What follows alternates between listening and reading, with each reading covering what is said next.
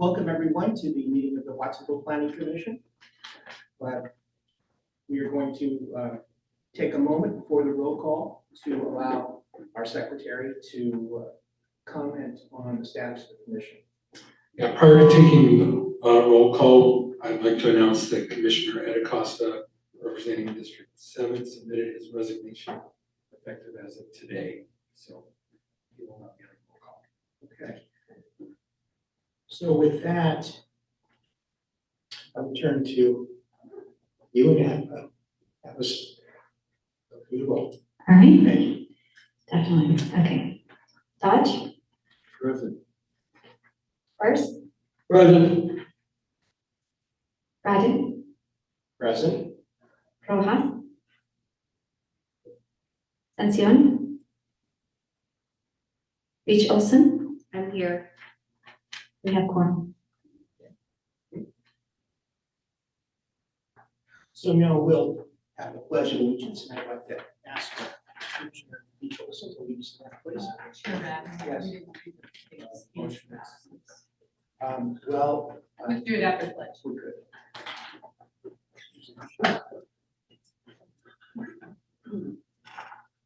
Pledge allegiance to the flag of the United States of America and to the republic for which it stands, one nation, under God, indivisible, with liberty and justice for all.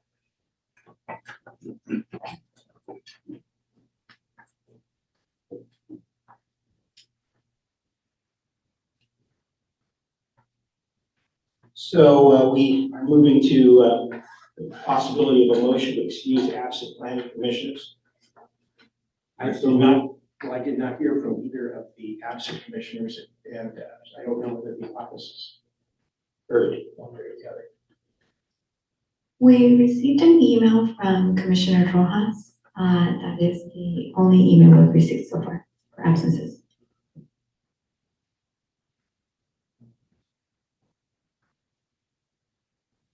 Is there a motion that commissioners would like to entertain?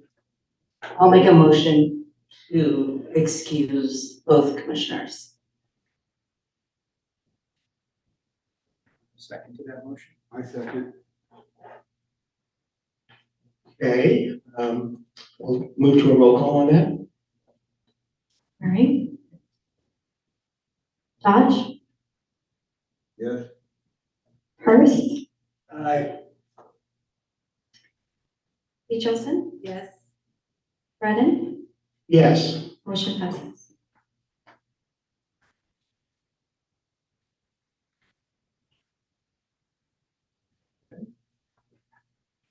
Now, we'll move to public comment.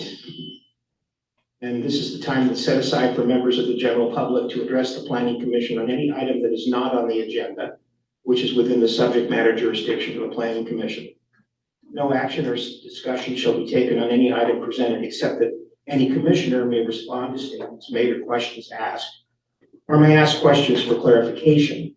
All matters of an administrative nature will be referred to staff. All matters related to planning commission will be noted in the minutes and may be scheduled for discussion at a future meeting or referred to staff for clarification and report. Any commissioner may place matters brought up under oral communications as a future agenda item. All speakers are asked to announce their name in order to obtain an accurate record of the minutes. So do we have anyone from the public who would like to address the commission?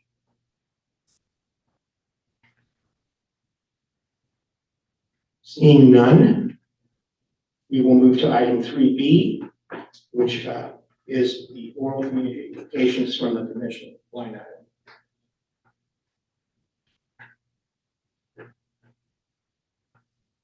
Yes, Commissioner Dodge. Thank you very much. My mic on. Great. I had a thought earlier that I wanted to be able to express in a public forum such as this. I want to commend the recent city council actions in support of our immigrant community here in the city of Watsonville. As you know, sanctuary cities are on the upcoming federal agenda to be challenged, and I want to call on our elected officials to stand up against any of those threats by financing the federal government and want to be able to call on echo for candidates next year in our city council, municipal, gubernatorial elections, to be able to echo those supports and efforts to be able to fight any federal effort and threats to sanctuary cities, the communities such as ours, who have long embraced sanctuary cities, and doesn't matter who you love. So I just wanted to be able to say that in a public forum. Thank you. Thank you. Anyone else? I would like to just touch back on the resignation of Commissioner Acosta and let the public know that we received a letter from him by email earlier today, at about 3:00 in the afternoon, expressing his desire to resign from the commission effective as of this date. I would like to indicate my disappointment that he's leaving and offer some thanks to him for everything that he's done to serve in the capacity as a commissioner. And I would like to read into the record the response to the resignation that was offered by our city clerk, Erwin Ortiz. On behalf of the city of Watsonville, I would like to extend our sincere gratitude for your dedicated service and leadership during your tenure as commissioner. We appreciate the time, energy, and expertise you brought to the role, and we recognize the many contributions you've made to improve our community. While we are saddened to see you step down, we wish you all the best in your future endeavors. We will process your resignation, enter the information, etc. So just wanted to put that on the record so that the public is aware, his constituency is aware, not only of his resignation, but also of the sentiments expressed by our city clerk. So with that, I think we can now move to the consent agenda, which does not appear to be populated on the agenda. Is that the case? We don't have minutes or anything? Okay. So that item is scratched for tonight. And then we move directly to public hearings, item 5A, a design review permit for exterior modifications to a historic structure, the Porter Building, on a 0.35 acre site located at 280 Main Street, APN 017-182-18, and find the project exempt from the California Environmental Quality Act, CEQA, under section 15301, existing facilities. We'll begin with the staff report. Thank you, Chair Ryan, members of the Planning Commission and public in attendance. I'm Justin Meek, Assistant Community Development Director, and I'll be giving a presentation on behalf of Matt Korbach, who unfortunately came down sick and wasn't able to join us tonight. The item before you, as you mentioned, is a design review permit for exterior modifications to the Porter Building as a designated structure at 280 Main Street. The project site is approximately 0.3 acres in size with a 11,000 square foot building. The property is zoned downtown core and is also located within the Gateway Overlay District. The building is currently used as an art gallery and museum by PV Arts, and the proposed project would not change this. Built in 1903, the Porter Building was designed by renowned architect William Weeks. It has served various uses over the years and was historically designated in 1984. Pajaro Valley Arts acquired the building a few years ago in 2022. There's some character defining features for this building that I'm going to go over the next couple of slides. On the west elevation, you can see the entire painted brick exterior wall is one of those features, along with the main entrance arch and symmetrical second floor windows with ornate detailing. As for the north elevation, character defining features include symmetrical windows and 2 arched doors with decorative framing. East elevation, or the back of the building, includes the exterior brick wall and 6 asymmetrical windows arranged in arch openings. The south elevation, however, does not have many distinguishing features. The exposed brick and windows are less historically specific because this site was historically covered with other buildings. Looking to the interior of the building, the first floor lacks any features, primarily due to extensive remodeling. However, the second floor, as shown in these series of slides, includes a range of defining characteristics, such as in the hallway, staircase, and offices, consisting of decorative carved plaster motifs, wood moldings, and decorative tile, as shown in these pictures.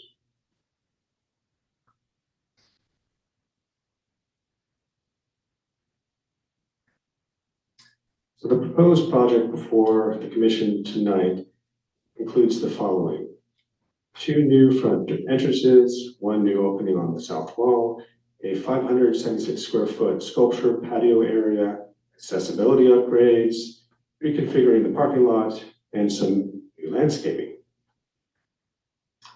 As shown in this illustration, the site plan for the existing building on the left and the proposed, particularly exterior modifications on the right. These are also included in your packet, and zooming in a little bit more on that sculpture area, showing the doorway and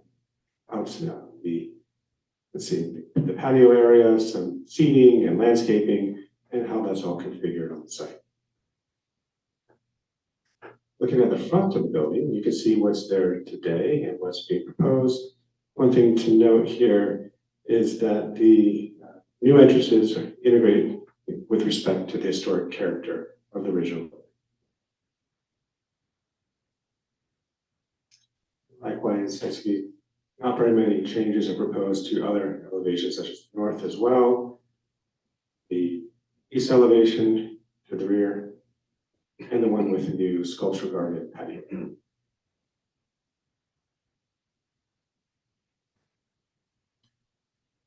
Finally, a little bit of color. This is the proposed landscape plan. As you can see, there is a mix of proposed plantings, both mix of native and drought tolerant grasses, shrubs and flowering plants for color, some trees for visual interests, along with 2 yucca plants for accent. In terms of the review for your consideration tonight, staff reviewed a report by a qualified architectural historian for compliance with the Secretary of Interior standards for rehabilitation projects. The proposed changes are found to preserve the historic character and integrity of the building. Similarly, the staff also helped determine that the project maintains the Porter Building's architectural integrity and historic significance, and has provided supportive evidence as part of the findings that the commission would need to make, along with the design review findings as well. Analyze the proposed project with consistent with design review criteria, that the project is compatible with the surrounding area, and provided in supportive evidence for making the required findings for a design review permit. In terms of environmental review, the project qualifies for what's called a Class 1 exemption per Section 15301 of state CEQA guidelines. Therefore, staff recommends the Planning Commission approve the design review permit PP 2025-5587 for exterior modifications to the Porter Building and find the project categorically exempt from CEQA. Includes staff's presentation available for any questions. And I just note that there are some members of PB Arts that are here too. We're looking forward to saying a few words afterwards as well. Thank you. And so we'll turn to the commissioners and allow them to ask questions, which are clarifying of technical nature.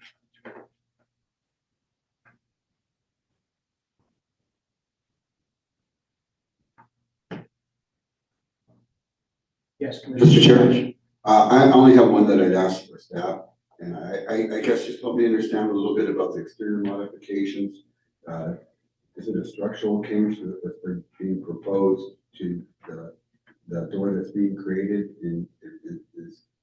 How is that affected? Deal with the building of this historical nature. I'm asking for a reference point. Are you referring to the patio door to the sculpture garden area? Correct, that's a multiplication. modification to the exterior. So the building has an historical nature. Is that of any consequence? That won't, no. That's it. Okay, anyone else? I don't see other questions at this time. There'll be another opportunity for the commission to ask questions as we move down the list of items in the public hearing. So now let's move to the applicant's presentation.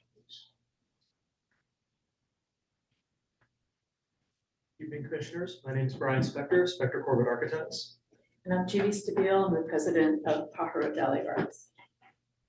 We're really excited about this project. It's going to be nice to bring some vitality back to that corner and improve the Porter building. So we're very excited about the improvements. So we're really excited. I mean, if Brian's excited, we're like tenfold. We are really hopeful that we can bring the beauty of the building back to what it was, and still bring people in and have people enjoy the building, the arts, the culture. And we really feel that we have been a vital part of the community over on 7th Street. But we know that we have so much more potential moving into the Porter building in terms of offering visual, performing arts, and just community events. So we hope that you are with us on this, and we're here to answer any questions that you might have.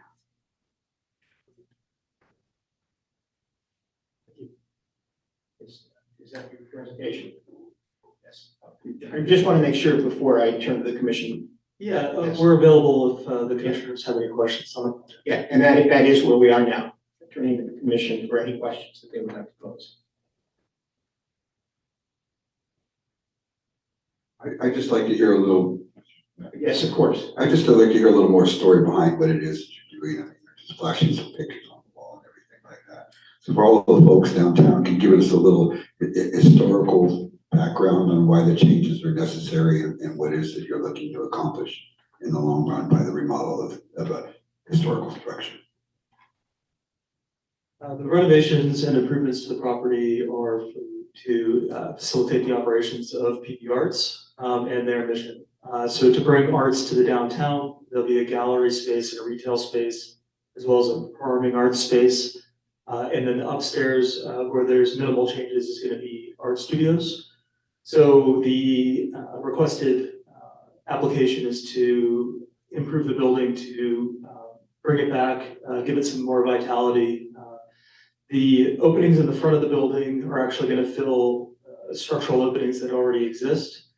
So we'll be bringing it back closer to what the building actually was historically.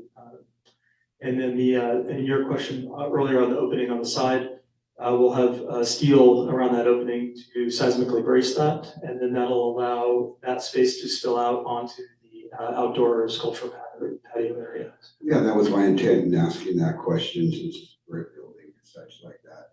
And we will all, those of us who are old enough to experience an earthquake of great size, understand that retrofit and the necessity of doing that. And so that usually is quite expensive, from my understanding. But anything's expensive these days. So, but I ask those questions because if we just push this through without having any questions, then I hear about it on the other end also. But I think because Washtenaw has an historic nature, some of the other buildings downtown have an historic nature, and we did a great deal of planning for the downtown revitalization plan. I'd like to hear a little bit more how you feel like this fits into that downtown revitalization plan. Sorry. Well, I just want to hear Judy speak is really what it is. I haven't seen her in a while. So. Thank you, Daniel. You're welcome. Well, in terms of our goals, well, anybody who's visited our 7th Street Gallery knows it's about 1,200 square feet, and we're bursting at the seams there. And when we have a reception there, when the public comes, you have 200 to 300 people, and there's no place to go. You can barely even see the art. So the goal is to have larger spaces that the community can enjoy and really participate in, especially in the performing arts, which we haven't done in quite a few years. PV Arts started off doing performing arts way back in 1984. Got away from it after the earthquake when we split off and the Mello Center was started. So that was part of our board that helped to start the Mello Center. So our focus became visual arts. And in a space like Sutton Street, that's about all we can do there because of the small rooms. So the idea, one of the things that we loved about Sutton Street, though, was having that outdoor space where people could go outside and enjoy fresh air in between being inside and enjoying our programming. One of the things that moving into such a large building will do for us will also allow us to do workshops, which we are already doing in the space, which is weather dependent when we're over on Sutton Street. The only place to do it is outside, where here we have indoor space so we can offer our programming on a consistent basis. All of our visual arts programming is free to the public. We bring in PVUSD students, and of course, being right down the street from the high school, it's a tremendous opportunity to work with both the high school and Cabrillo.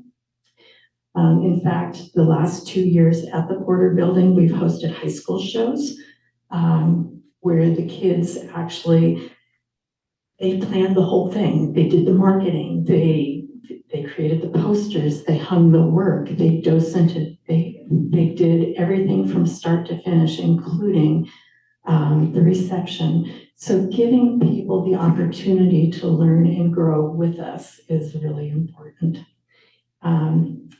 Some of the things that we've done there since we've purchased the building, the More Than Cars show that we did in collaboration with the Watsonville Film Festival was a tremendous success. We utilized the indoor space, the outdoor space. The city let us use their parking lot. We had over 6,000 people visit that show over a period of 4 months. And the Watsonville Film Festival had an additional 4,000 that drew people into the downtown area, specifically to enjoy what we had to offer. So offering cultural opportunities to the community, with the community, for the community. Thank you very Yes, sir. I'm always trying to get silenced. You mentioned the visual experience, and what about I attended an event there previously where the parking lots were full, and it was a lowrider exhibit, et cetera, and that showed what I felt was the potential of the building. A lot of times we talk about the visual experience. I live in the audio world myself, so the audio visual experience is a 3D thing, and will you be expanding to be able to include audio performances of younger people in the community? For everybody in the community, not just the Yeah, I'm not younger concerned people. about that, you know. So the plan is that half of the downstairs space after a complete renovation would be for performing arts. The other half of the space would be for visual arts. So we're talking about 12 to 1,500 square feet, is that about right? Which is for small audiences. It's probably going to only fit 50 to 100 people, depending upon what the performance is. But we found that people really want that kind of experience. We've already consulted with, what do we call him? Acoustic consultants. What do I know? To actually do measurements within the building to make sure that we can give a good sound experience and still have a sound separation between upstairs and downstairs. Thank you very much for taking the time to answer my questions. And if I have any more, I'll drop by and see you personally. Other commissioners? Commissioner Hurst. I just want to thank Commissioner Dodge for his penetrating and coaxing hopes and dreams expressions here this evening, and what a great response that you had, and we're glad to hear the hopes and dreams of the artists in the community. So thank you. Commissioner B. Solton, you have a question? Oh, sure. Why not? Thank you for sharing your vision with us. I wanted to follow up on when you talked about outgrowing Sutton Street and not being able to have like larger receptions and everything, which I think we have all visited and been a part of at some point and ended up in the YWCA parking lot, because where else are you gonna go when there's no more space? I digress. I noticed in your plans for renovation that there was nothing related to expanding the kitchen or building any sort of like food prep area or whatever. And so I was wondering if that is not a part of the plan, or that's a further part, or just kind of what your thoughts were in terms of like having larger receptions and events and possibly wanting to have food or drinks. So we were told from the get-go that we couldn't afford a commercial kitchen. But there is a warming kitchen in the plan, and it's in the backmost room on the first floor. So that Where it already exists. there is no kitchen. Oh, that, like that back area in the building. The area already exists, and it's right next door to the bathroom, so you already have plumbing. And so we're also trying to do this the least expensive way we can. And so we're taking advantage of electrical and plumbing and those kinds of things as we can. Yeah, the warming kitchen will be to support the, catering services. So if there actually is an event on site, they need to set up, they can have access from the back of the property, set up in there, and then be able to bring warming trays and such into the event. But a full-blown commercial kitchen isn't in the proposal for this project. Other questions? You mentioned a retail space. So are you envisioning having retail spaces operated by your group, or are you looking to have tenants come in and serve that purpose? We're not looking to have tenants at this point. When we bought the building from the city, they expressed an extreme desire to have a retail space. We have a little retail space at Sutton Street. It's maybe 100 square feet. So we do purchase some items. We're kind of finding our way there. A lot of it is like cash and carry commissions. So local artwork that's less than $200. So in the plan, it would probably be in that the very front area where the windows are, so that people can actually see a vital retail space that leads into the gallery space. So then it will be operated by your organization, and you might have Absolutely. rotating exhibits or gallery activities. Right. Okay. What will become of the Sutton Street location? Do you have So definitive answer? we don't own the Sutton Street location, the city does. And as we consolidate, we will turn the building back over to the city. And I think there's something in the deed that says it has to be for a nonprofit because of the way it was donated to the city in the first place. But it will be up to the city to determine how they want to utilize the space. Well, that exhausts my questions. So I thank you both for being here, making the presentation on behalf of the applicant. So now we'll turn to the public hearing and invite anyone from the audience who would like to comment on this application. And sir, hello, Mr. Gonzalez, correct? For everyone's benefit, would you fill out the card that should be up there so that we have? I'll fill the card out before. You'll fill it out, okay. That's usually what people prefer, so, by popular demand, that's certainly acceptable. What do you see? They gave me a card now.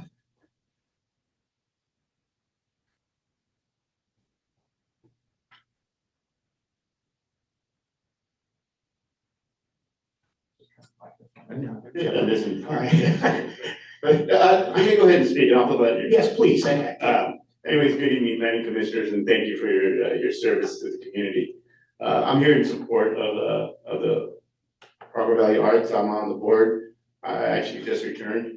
I was on the board when I was on the city council. And that was originally one of the ones that helped push for the Porter building. And then the idea is that it brings it closer to the community, right? It's more welcoming, and it sits with the downtown specific plan. Being able to make it more walkable and pleasant downtown. And so the idea for the project itself and opening the patio and the doors and the entrances in the front are gonna make the building more welcoming for the whole community. Right now, the building is kind of like shut off because of the windows, and people really don't know what's going behind those walls, right?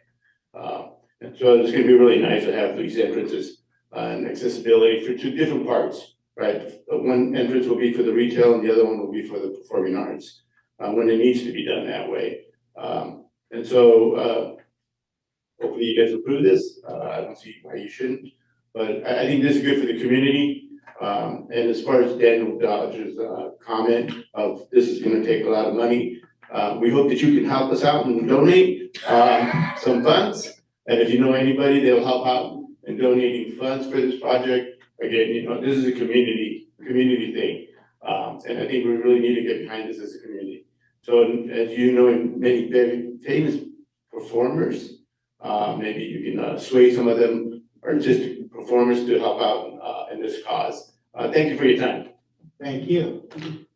Mr. Commissioner Dodge, there's a big opportunity. You could get a tax deduction.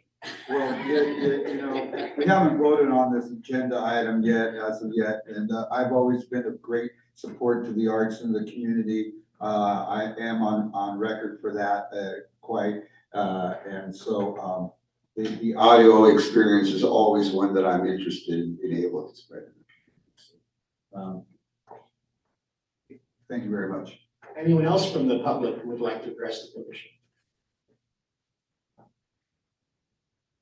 Well, seeing no one, I believe we'll close the public hearing at this point and move to appropriate motions.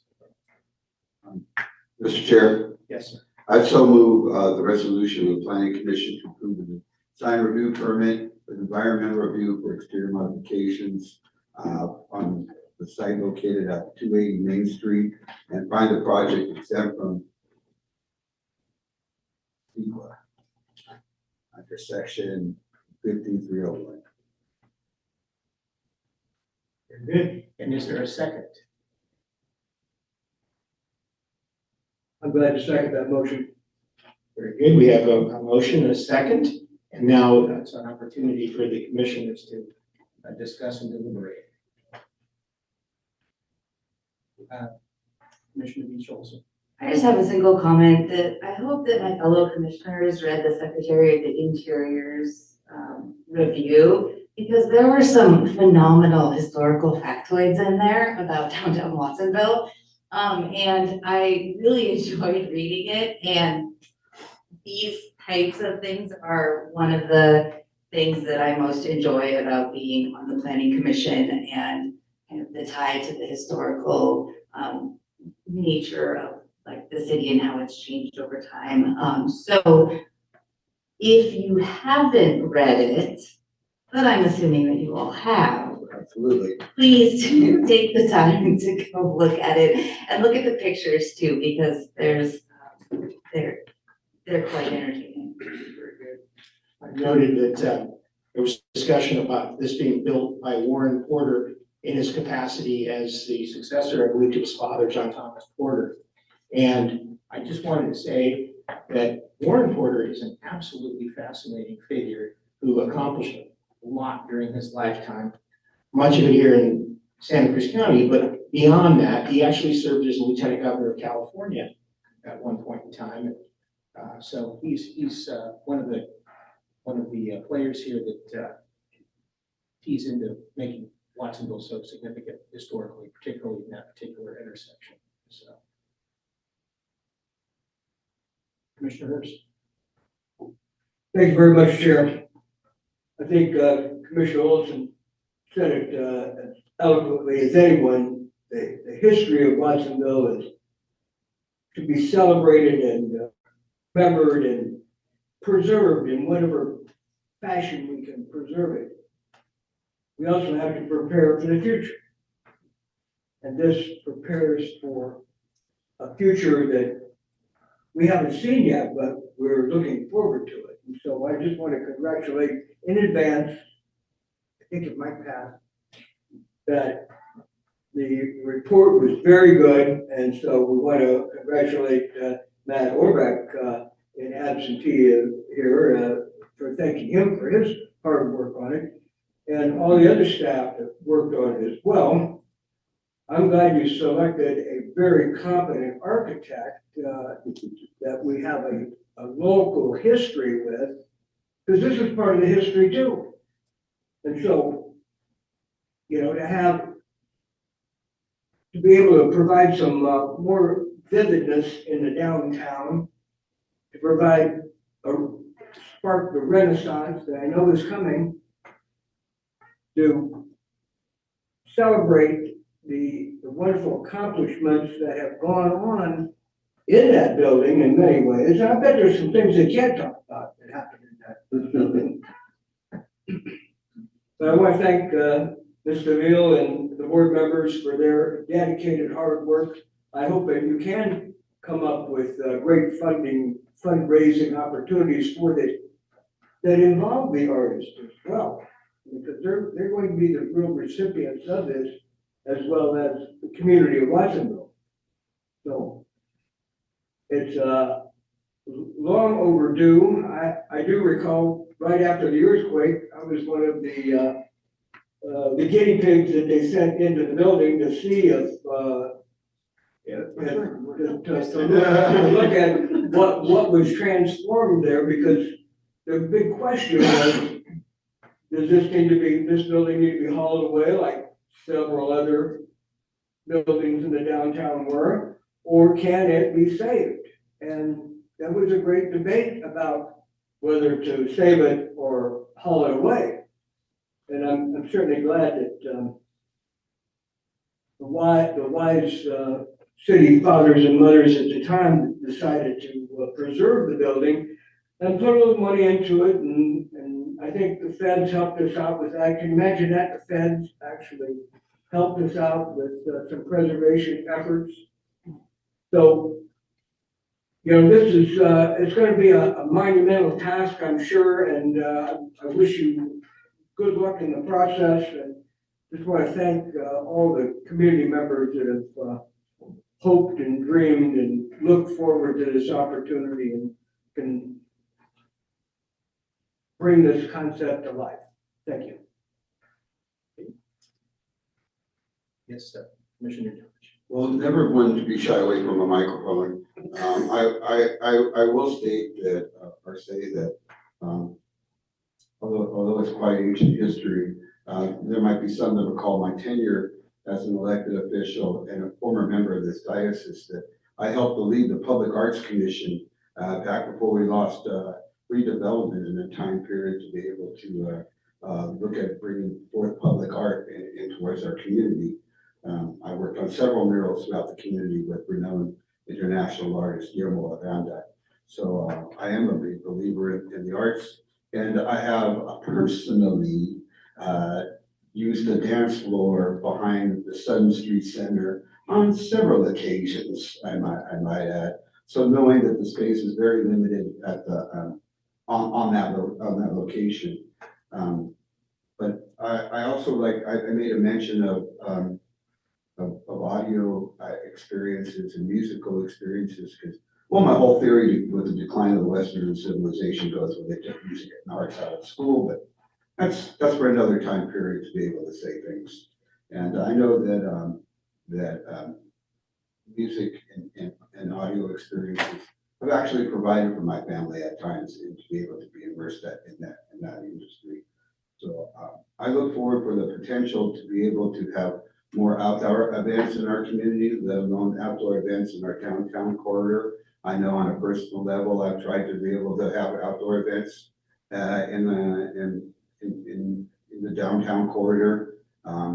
Saturday afternoons are quite quiet down there. There is nothing else going on. And so, I am always interested in being able to help fill the void when it's necessary. So I look forward to this project and moving forward and all of the lives that it could touch. So, because when we touch lives in our community, we touch generations, and I think that that's well exhibited by the history of this project, by the history of this building, and the history of Mountain Valley participating in our exhibits recently at the at this gallery. So thank you for allowing me the opportunity to speak. That touches on something else, which is absolutely for the community to have this resource, but this can draw people to the community also. I like to think of Watsonville in whatever context as a place that has always produced a lot more history than consumed locally. And so we share with the surrounding areas and make Watsonville sort of a destination. And I think this has potential to contribute to that goal. So the deliberations continue, or do they conclude? No, this is much better than tiny homes, so Yes, sir, Commissioner. I would just say that we are making history this evening. This is going to be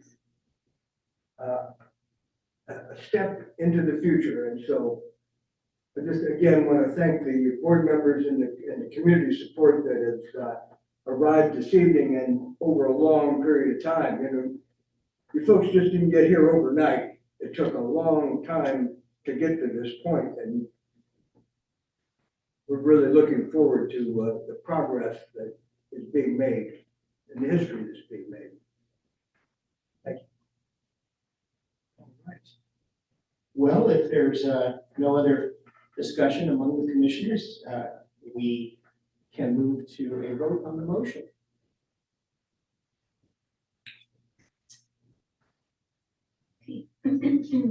Dodge, yes. Hurst, Yes. Beach Olson, Yes. Brennan, Yes.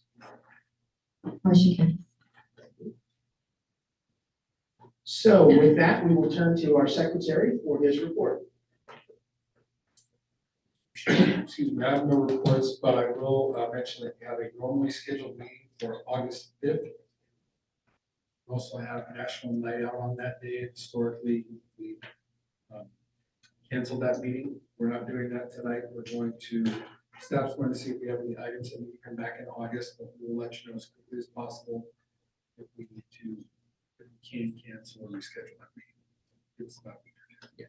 Yeah, thank you very much. I do think it would be beneficial to know as soon as possible, so that people can make plans. Yes, sir. I just couldn't hear clarity from the gentleman to your right. I couldn't hear clearly. You're going to inform us if we're going to meet that day, depending on if there's agenda items that are possible. Or are we going to inform us that we're going to be rescheduling? I'm going to inform you whether or not we need to have a meeting and ask if you're available for that meeting. If not, we will cancel or reschedule. What the default, as I understand it, is to leave this on the calendar for August 5th. And if any changes made in this direction, postponing or canceling that. Correct. Because you're correct, National Night Out is a very important night in our community with several locations and a lot of active participation. So I would hate to see a conflict arousing on that date. And prefer that if there is agenda items, that we do it at a later time. We'll do our best to Thank avoid the National Night Out. Thank you. If I may, Secretary Garden. One thing I'd just like to share, if I have to take just a moment of your time. Please, Mr. Lee. Yes. We talked a little bit about downtown, modernization, opportunities for the future. I thought I'd share that as part of this year's Summer in the City program with high school students from Watsonville High, PB High, and Aptos High, we have a whole cohort of intrepid and very engaging student interns that are with the city for these last 4 weeks. The program's almost concluded. One of the projects that the students are working on includes ones that focus on downtown. They're going to be looking to do research and come up with some designs for a parklet in downtown, which is in accordance with some of the what's identified in the downtown Watsonville specific plan, as well as the city's existing parklet program. As I'm sure all of you are well aware, there aren't many parklets in Watsonville, unlike other cities nearby. And so this is an opportunity for youth of Watsonville and nearby to come up with some ideas. And I share this because this coming Monday, around 1 o'clock in the afternoon, we're going to go and do a mock presentation before city council. It's open to the public. If you have time in your schedule, please come on by, help support these wonderful students and their ideas that they would like to present. Thank you. So with that, we can move to adjournment. I'll note that we are at 50 minutes, which is very impressive. And, you know, as a note to the staff, that's what paring down the packet from 685 pages. If I go home this early, my wife's not gonna believe that I was here. All right, well, there being no further business, we'll consider this meeting to be adjourned. Thank you very much. Ask for some photos.